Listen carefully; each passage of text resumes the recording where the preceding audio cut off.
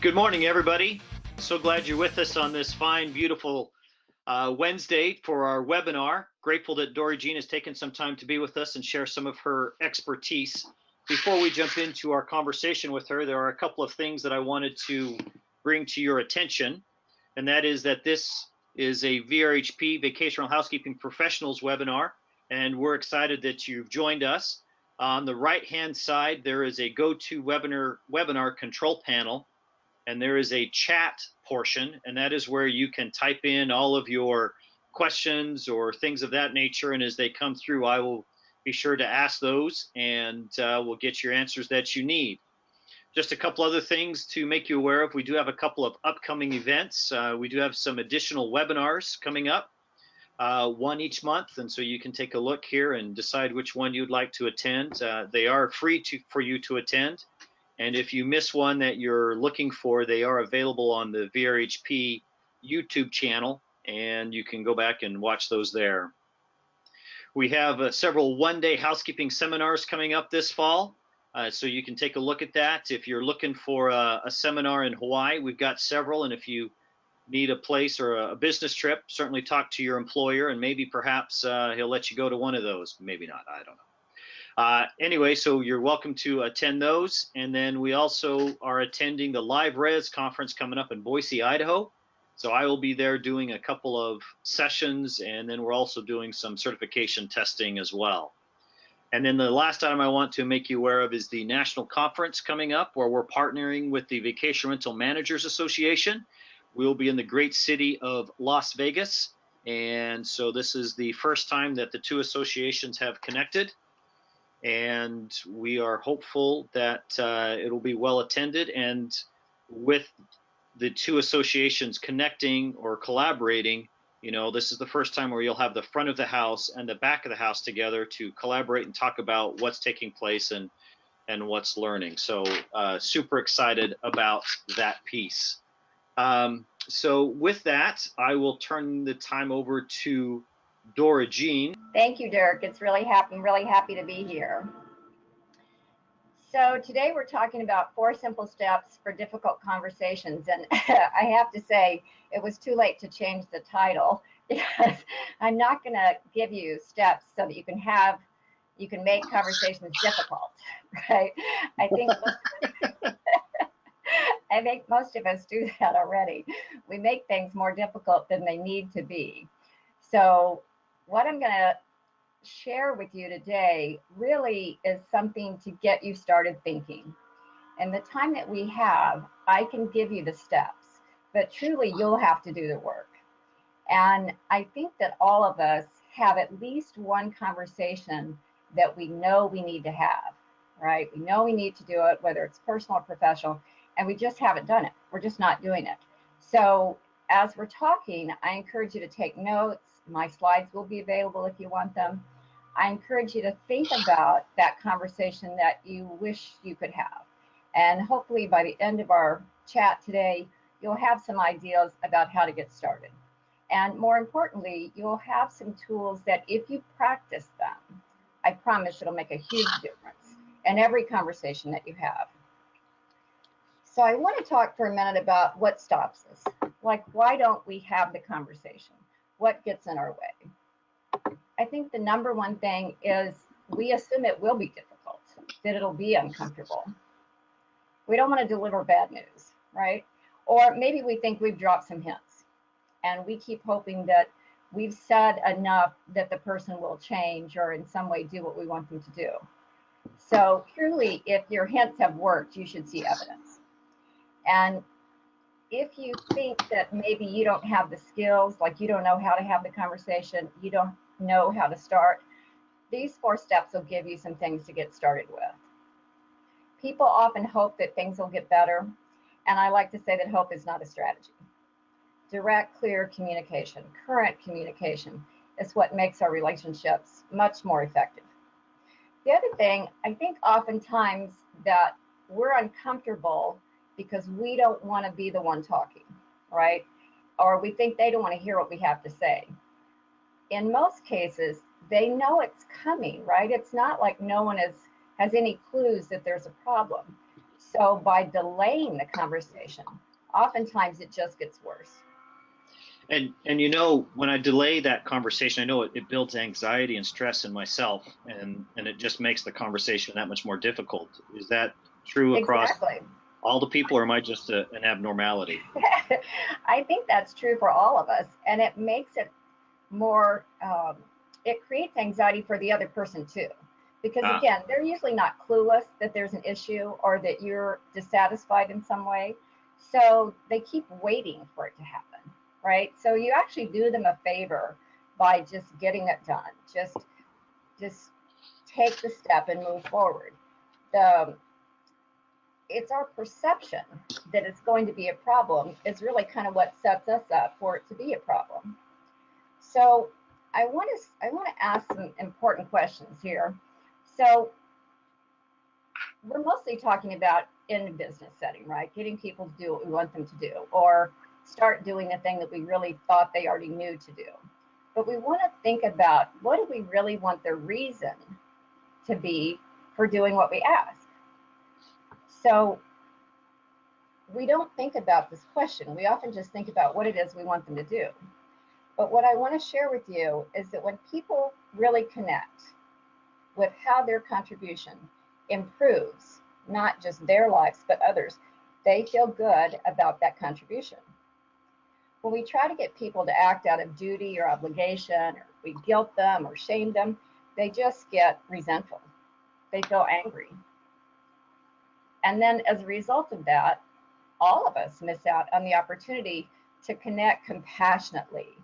And you're going to hear me say that a lot today: compassionate communication, connect compassionately. And it might feel kind of fuzzy and warm, but I want to, that's okay. We could all use a little more love. And for we sure. want people to know we care about them. I think it's interesting sometimes the amount of compassion that we have for total strangers, right? And then the lack of compassion we have for the people that really matter in our lives, whether it's our families, our loved ones, or the people that help us get things done, like the people that we work with. I would So, agree, and I would add to that list, Origine, the lack of compassion for ourselves. absolutely, absolutely.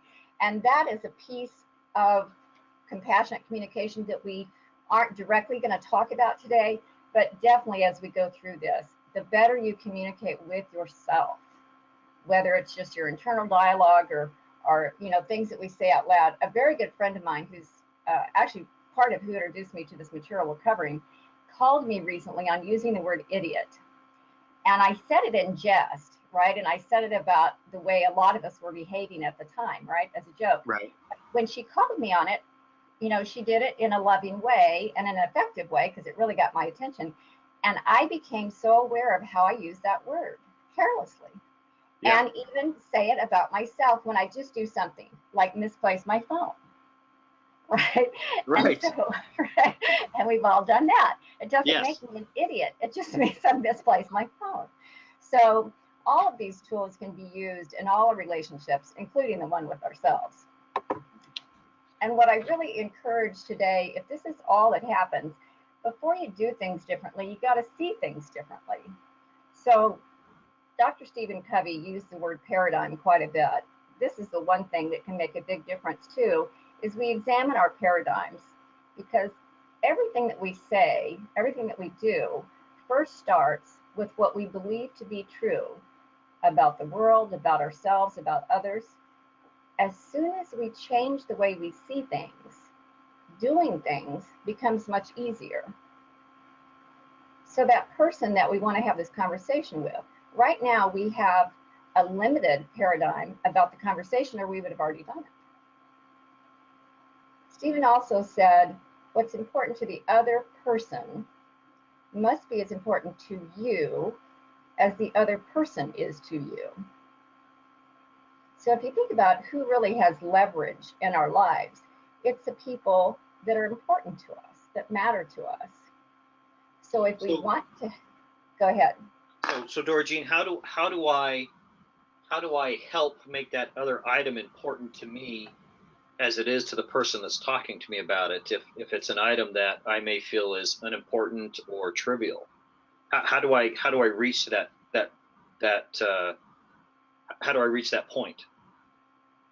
Well, so it has to be a shared experience, right? Like we have to go back to what we started about what's your reason for wanting them to do, or what is their reason for wanting you to do what they want you Okay. to do, right? Like we all want to feel valued.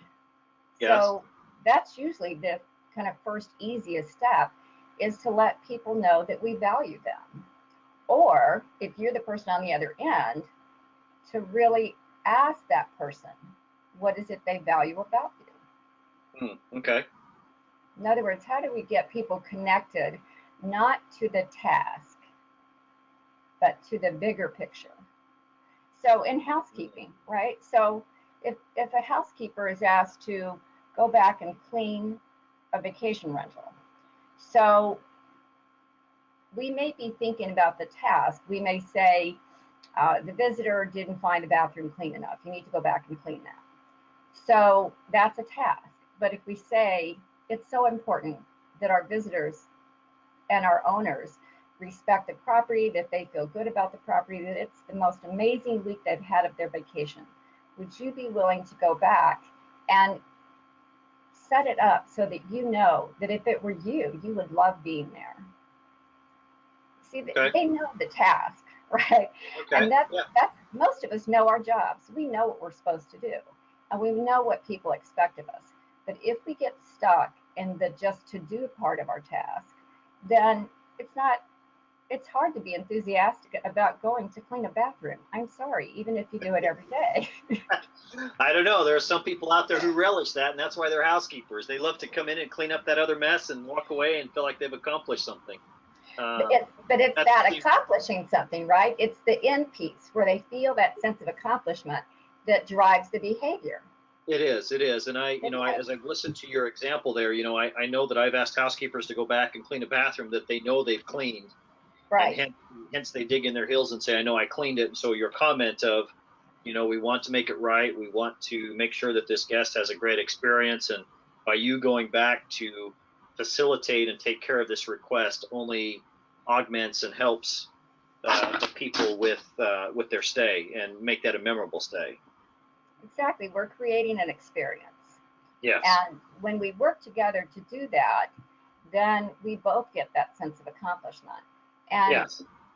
it's just like we've all said to someone, it's not what you said, it's how you said it. And really, what we're talking today about is how you say things.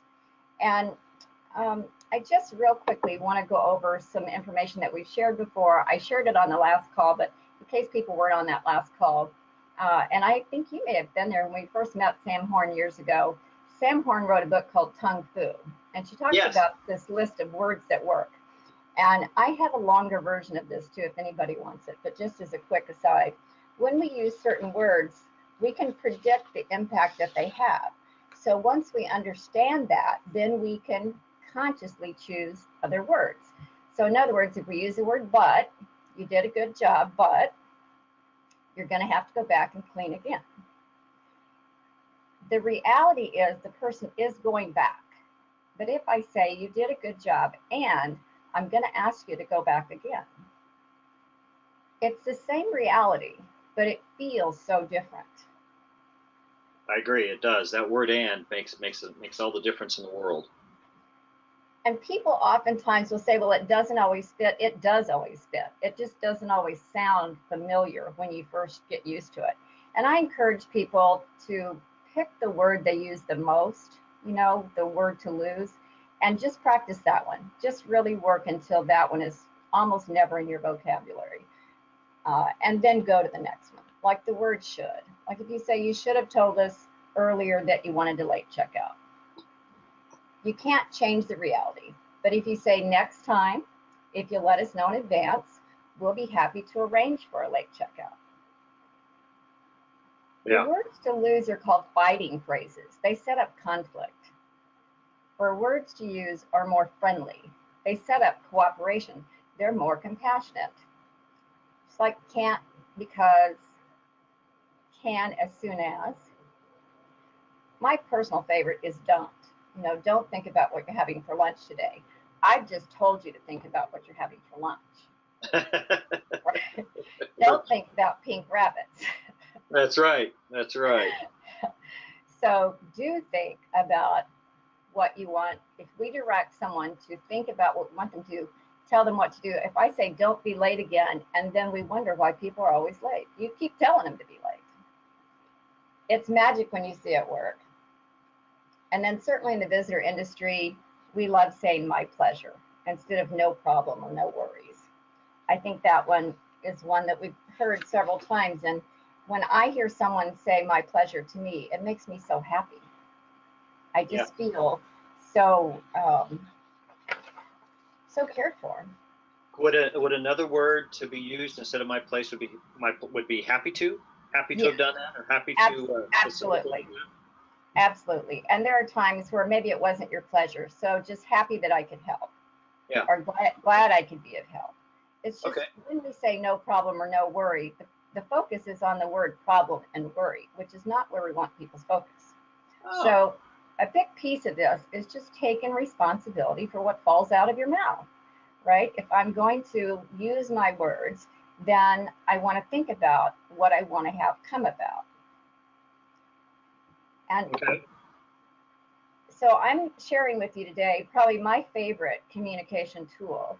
And it's a big step for some people. So I encourage you to use the 4 steps. There's a wonderful book. All of this material, NVC or nonviolent communication, is based on the work of Dr. Marshall Rosenberg.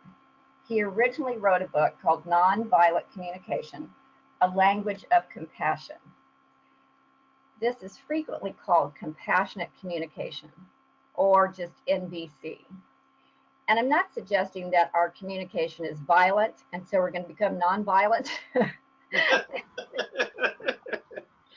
But I would think sometimes the words we use elicit a feeling in someone else that we may not realize, based Absolutely. on the words that just as you described the words but or no problem or these other things, because a lot of times people are listening to respond as opposed to listen and to understand. And so by ensuring or by choosing the words that come out of our mouth, we're able to mitigate and reduce that animosity feeling that would come from somebody else, and now they have to work through and corral in order to have a productive conversation. That's right. And oftentimes when people are speaking to us in a way that is not effective or doesn't feel supportive, we just shut down. Or we just blame the other. In other words, we just defend ourselves. So nothing really effective happens. So NVC is a process language, and it is a specific approach to speaking and to listening. It allows us to be more able to express ourselves rather than blaming others for what we feel. We get a chance to really use our feelings and own them in such a way that helps others hear us. And at the same time, being respectful and empathic. A lot of us have been taught empathy, or we've been taught the skills of empathy. When you use NVC, you'll actually have the experience of being empathic and having someone have empathy for you. We all have these universal human needs, and NVC lets us become more aware of them, and then also seek ways to meet those needs. It gives us a chance to communicate in a way that is in alignment with our needs and values. Mostly today I'll be using the word needs, but our needs are our values. That's how you start to go, well, what is it I need? Well, it'll be based on your value. And you and I do have similar values, but not all of our values are the same. And if you and I are in the same setting, it doesn't mean we both have the same need or value at that moment, even though we're in the same setting. So this is going to help us more clearly request and explore strategies that meet everybody's needs. It will help us resolve conflict peacefully, humanely, and hear difficult messages without taking them personally. which again allows us to be a better communicator because we're able to hear what's being said that's useful for us. There's 4 basic areas or 4 steps that NVC uses. The first one is observation, feelings, needs, and then request. And I'm going to talk a little bit about each of these, and then at the end we're going to put it all together, and I have some examples. I'm glad you mentioned a few minutes ago the seeking first to understand, then to be understood. As soon as you said that, yay, there's my 7 habits band. Yeah, so there's habit 5. I have to admit, I wasn't thinking of that one of those habits, but yes, no, that is so true, so true. He articulates that very well. Because most of us do seek first to be understood. So if we have this difficult conversation that we're going to have, then we think about what we want the other person to do. But again, remember we said we're going to think about the reason that we want them to do, what their reason might be to actually do it. When we seek first to understand the interest of the other, their values, their paradigms, we have so much more information. And then when we seek to be understood, we're going to be more effective. Just absolutely, because we've kind of understood now what's going on more. He talks about we diagnose before we prescribe. And so, especially a lot of you have met me, have heard the 7 habits. So I think of NVC as that next level of empathy. Interesting. Okay. Back to what might be considered violent communication is alienating language. So I just want us to talk about this for a minute. I'm going to give you a list on the next slide. But when we use what we're calling alienating language, then honesty means blaming. And it means telling others what's wrong with them, or telling ourselves what's wrong with us. So sometimes people say, well, that's just how I feel. In other words, they feel justified in the way that they're communicating, but it's not helpful. These words will guarantee you'll get resistance, they provoke rebellion, submissive responses, that passive aggressive thing we all hate. So alienating language, we mean things like words which imply wrongness, judgment, should, good, bad, right, wrong, always, never, appropriate, inappropriate. We use words sometimes that label others, like earlier when I said idiot, or loser, racist, alcoholic, stupid. Words that minimize someone's choice or their respect for others. In other words, we make demands, like you have to, it's your job, you must. When we get to the 4th step where we make a request, I'll remind you that oftentimes when we ask someone, it is a demand. We haven't really asked them. So by making a request instead of demand, just that one little shift will start to make a difference in how people are perceiving you. Alienating language could also be language where we deny our responsibility for what we did. In other words, we say things like, well, I had to, or it's just company policy, just following orders. Or we'll say things, well, it's just not possible. And you know, those words are so ingrained in us because we see them as we're providing a reason for what we're doing, but it's really not a reason at all. It's used as a crutch to really shift the blame or what we've done. And oftentimes I find that is because we haven't stopped long enough to really see what are we really feeling. We are just reacting, and it is based on, you know, habits and patterns that we see others exhibit and we've exhibited ourselves, we grew up with. So NVC, compassionate communication, oftentimes is a big wake-up call, and it is a process. It does take time. It's something you practice over and over and over, and then just when you have it, a difficult situation comes up and you go grab your book. And I want to take this chance too, because I mentioned Marshall Rosenberg earlier, but And the website is CNVC. It's actually cnvc.org, Center for Nonviolent Communication.org. These books were out of print, but they're back available now. And if you can't get them, contact me because I buy them by the dozens. But they put together a wonderful little booklet. I think it's $4.50. It's so easy. It's like a 24-page brochure, basically. But it has the list of needs. What you're looking at now, I've narrowed this down quite a bit. But it has not just the process, it has a page of needs, a page of feelings, a page of what the request can be. It's a great little workbook. And so I highly recommend that people if you want to really start to use this more effectively, the book is really helpful. And there are so many times I'll say, wait right there, let me grab my book, because I want to slow things down enough to really look at what I feel. So this is just a brief list. You'll see in bold the categories. So under the category of words that are afraid, maybe you wouldn't use that word. Maybe the word that feels more like it is you're apprehensive. Angry.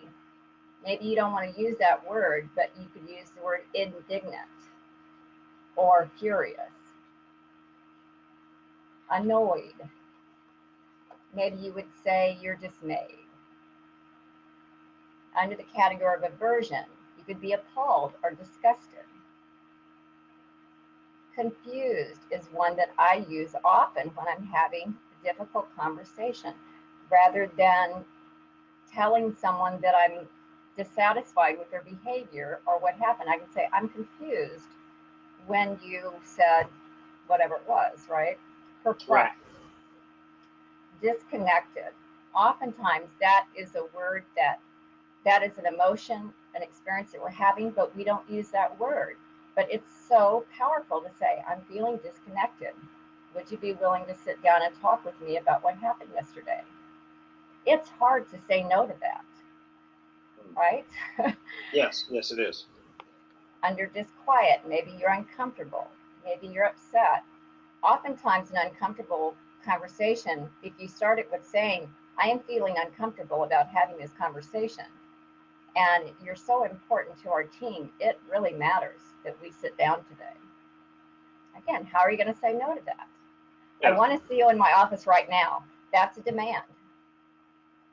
And talk about uncomfortable.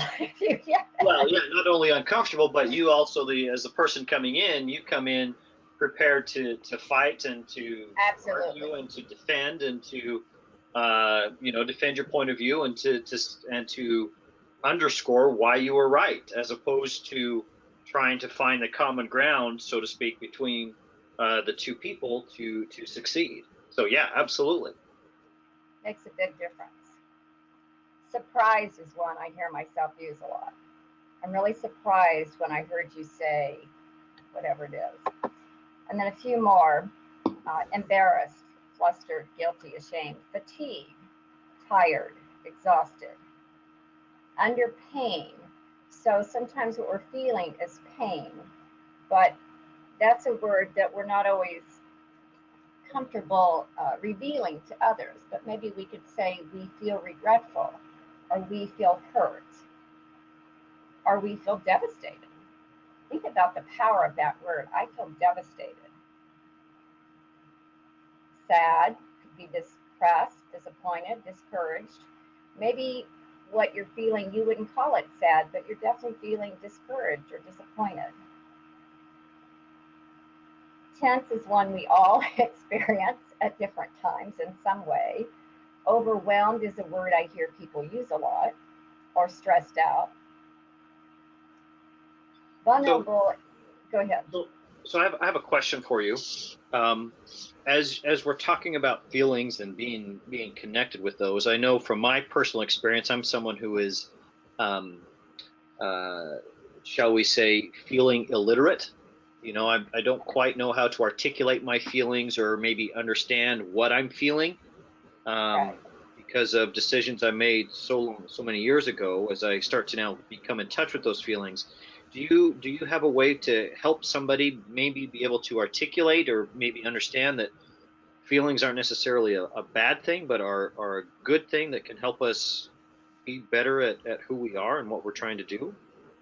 Absolutely. It comes back to what we were talking about earlier, just being compassionate. When we're compassionate towards ourselves, we're all so busy anymore, right? And we have all these gadgets and electronics around us all the time. So to be able to just put everything aside and drop down into your feelings, it takes practice. And a lot of us have been taught as soon as you feel something, change your, shift your thinking right away. Distract Right. yourself immediately before you go there, because it might be very uncomfortable to go there.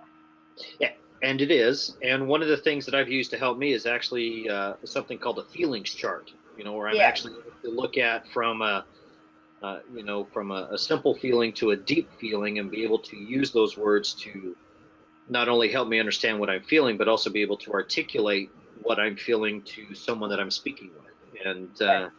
I never thought I would a ever know what a feelings chart is, or b even use one. But to have that available, to look at and reference to help me be able to speak and share what I'm feeling or experiencing inside has been a huge help. It really is. I have something I use similar called an emotional guidance scale. And Okay. when we avoid negative feelings, the the worst of that is we don't get the full depth of our joyful feelings either.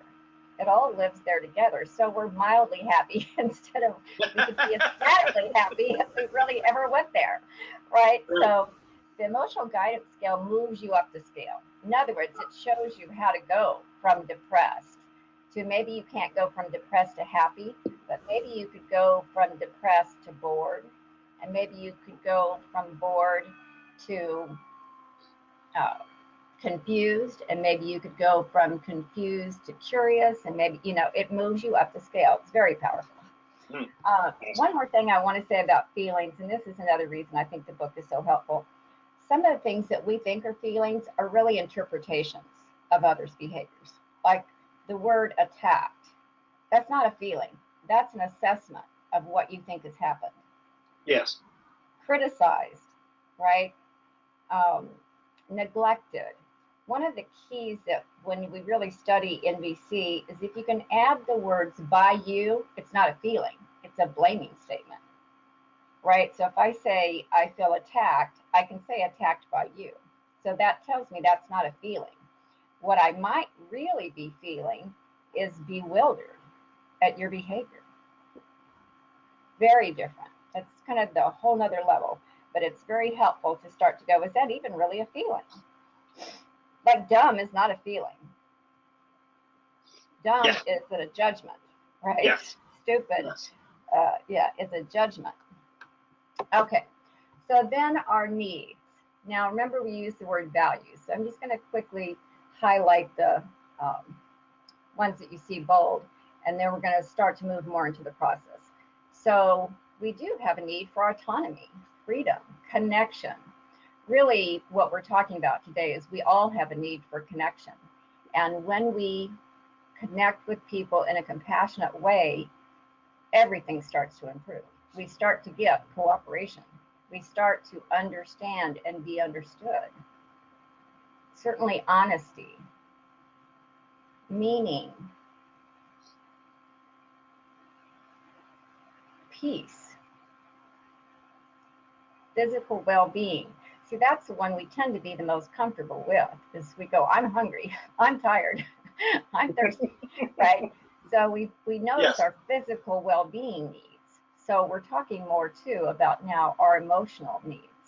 And then I love that we do have a need for play, for joy and humor. That is actually a need. So I love that that's on the list. So again, this is a condensed list. The complete list is in the book. Also, there's a lot of things you can print out on their website as far as these longer lists. Okay, so now let's talk about these 4 steps. The easiest way to learn NVC is to practice. And in the beginning, some of the language seems a little awkward. If for, I tell people, at least 90 days, use the system, use these words, because then you'll learn the technique. And then, yes, you may not always say I feel or I need or would you be willing? The first step is the most important. That's the observation. When we start the conversation with a clear observation, we're looking to get agreement. So what I tell people is just assume that there's a video camera everywhere you are. Only what the camera recorded is a clear observation. Because if you and I are watching it back, we can go, oh yeah, I did walk in. Oh yeah, I had in an earlier time said I'd be there at 9 and looking at the clock, there it is, it was 9:45. So when we start out with only what the camera would have recorded, we're on the same page. That clear observation is a neutral beginning that we can both agree, yes, that's what happened. If I say you're always late, we can't agree on that. The camera didn't necessarily record that, but it would have recorded that it was 9:45. The second step is, this is where we state your feelings. I feel. And then in the third step, we're stating what it is we need or value. And then in our fourth step, we're making a request. And would you be willing? Those are the four most powerful words you may ever learn. And they might sound funny to you for a while, but I really encourage people, use it like it says, and then over time you may, make your request in a slightly different way. Okay, so I'm going to go to the next slide, so I've got a little example here. So when you arrive at work 45 minutes after your scheduled time, see, the camera would have recorded what time I came in. I feel frustrated. I need your cooperation in running a successful office. So if I say I need you to be on time, well, so what? How does that get you to have a reason to do what I want you to do? But if I say I need your cooperation, cooperation is the need here in running a successful office. Would you be willing to make the necessary changes and arrive on time? Or maybe this is one of those seek to understand. Would you be willing to discuss what changes need to happen? Would you be willing to sit down and let's talk about what happens when you're late? Because maybe this person maybe they're a single mom and they have to drop off their child at school and they're never going to be on time unless they change schools, right? So if we give people a little more opportunity to share what's really going on, now we really can cooperate with them to get what we both want. Okay, I've got one more.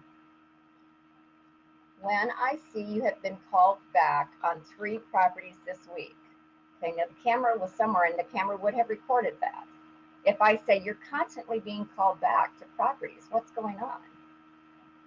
That's a judgment. It's not sensory based. I want something that you and I can agree on. Yes, you and I can agree that happened. I feel aggravated. You could also use the word I feel troubled or flustered. If you say I feel angry, you may not get the impact that you want. That's one of the values of having the book and having the list of words is if I say I feel aggravated, if I say I feel angry, you're going to maybe try to defend yourself. If I say I feel so flustered, because I really need consistency and confidence. Would you be willing to work side by side? You could put in a supervisor's name to bring your skills up to the level all homeowners and visitors expect. How can you say no to that? First of all, if you're the supervisor, the person you're talking to can either do what you've asked or quit, right? But if I say, would you be willing, even though I know I can demand that you're going to work side by side with your supervisor, yes. Right? I want your cooperation, right? I want you to want to do what I've asked you to do. And these are all short examples. The conversation clearly would include other things. It would be longer. I find that if you just make notes about what the 4 steps are, then you'll start to get there. So if you come in and I say, when I see that you've been called back on 3 properties this week, there's probably going to be some conversation around that first, right? And then Right. maybe based on that conversation, instead of saying, maybe I won't even have to say how I feel, right? Because now Right. we've both agreed that there's a problem, but I can talk about what I value, and they can share what they value. So this is an exchange. We're just learning the steps as part of the process. Hmm. Okay. Can you think of maybe some other common examples in housekeeping that you might have around difficult conversations? Well, for sure it would be arrival time. It would be perhaps being called back to a clean when you know you've done it correctly, and or an inspector is calling the housekeeper back and saying, you didn't do a good enough job here. Now you have to re-clean and redo a couple of things, and all you want to do is go home. Right. You tempers flare because you feel like someone has more or better paying properties than you do. Mm, Um, or just simply sitting in stop traffic and you can't get to your clean that you have to get started on. yeah. So we were talking too about understanding your own feelings. Sometimes it's very helpful when you, quote, have to deliver bad news to say, can you tell me how you're feeling hearing me say that? So now I'm giving you the chance to go, well, I feel frustrated and aggravated myself because I was there. I did clean them. What we always want is cooperation with people. We never want conflict. We never want a conversation to be difficult. We always want to move forward. Now, if things have gotten to the point where it's time to let someone go, right? It just doesn't work. The conversation they're having is you're fired. Then I'm assuming that there's been previous conversations. And I have talked to so many business owners that say, I never want to fire anybody. You hire them all as winners, right? You're sure that they're great when you hire them. So what we really want to do is grow people and train people so that they are contributing and that they are feeling good about their contribution. And together it's all working. So if we've come to the place where we are parting company, it's usually because those earlier conversations weren't effective and didn't produce the results we'd hoped. I know that we all keep good records to conversations that we've had. Even conversations that go pretty well, it's great to keep notes about those too, because Yeah, we and I may think want to come back. that's an excellent point, because so many of us only keep notes on the bad conversations and forget the good conversations. So now as a manager, I have a lopsided view of what happened 6 months ago. Exactly. And Yeah. we want to get in the habit of having conversations that go well, because we want to acknowledge people when they do things well instead of Yes. only when they don't. So it's so helpful to be able to let people know just simple things like, I appreciated the day that we had together. Thanks so much for a great day. And thank you for the work that you do. And sometimes we think, well, they're getting paid. Isn't that enough? It's not enough. Nope, it's not. We are human beings. We have a need to feel appreciated and to know that what we do matters. And also to know that what we do is part of a bigger picture. And I think housekeeping is a great example of that. It's such an important part of the bigger picture of giving someone a wonderful vacation and a wonderful experience.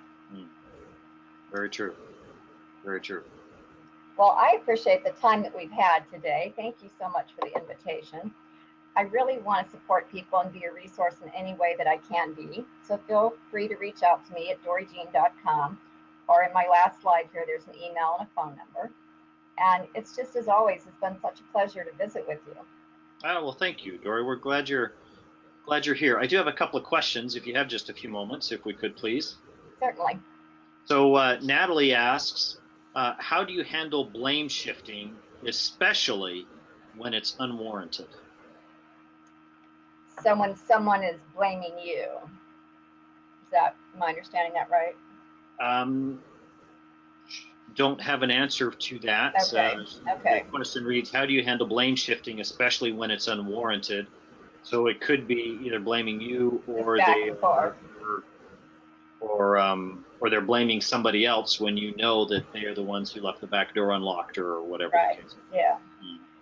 So it's the 4 steps. So the first step is, to check in and what do you feel. So if someone's blaming me and I say, I feel baffled when I hear you say that I left the back door open.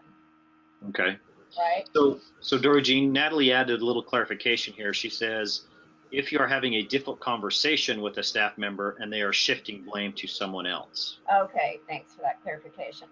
Okay, so same thing. So if I'm hearing that, I could say, I feel confused when I hear you say that it was Dirk who left the back door open. Dirk isn't here. I need to talk with you. I need your cooperation. See, I'm going through the process.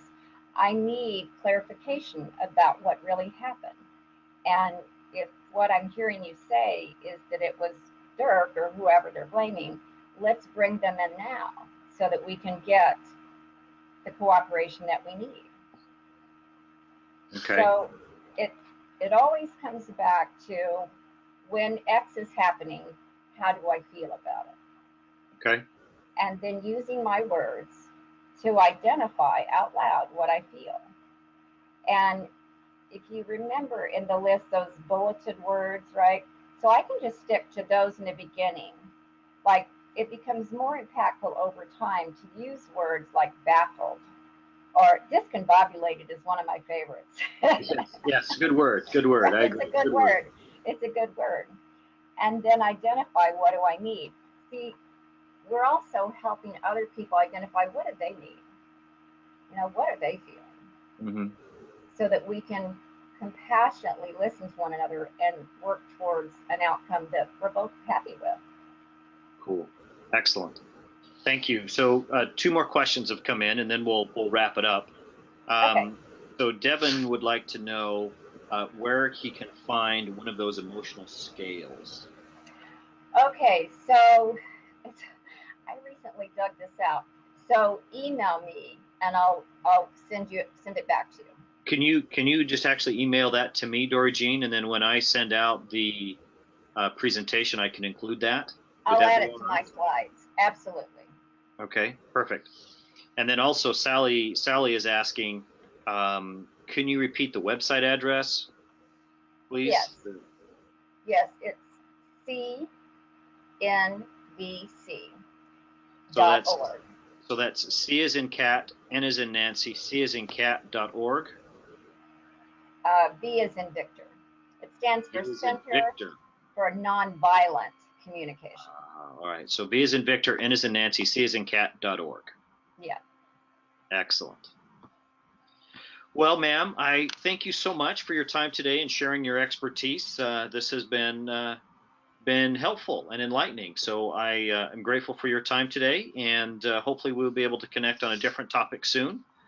And to those that have attended, thank you for your time today. Appreciate your questions, and happy housekeeping. Take care, everyone. Have a great day, everyone. Aloha.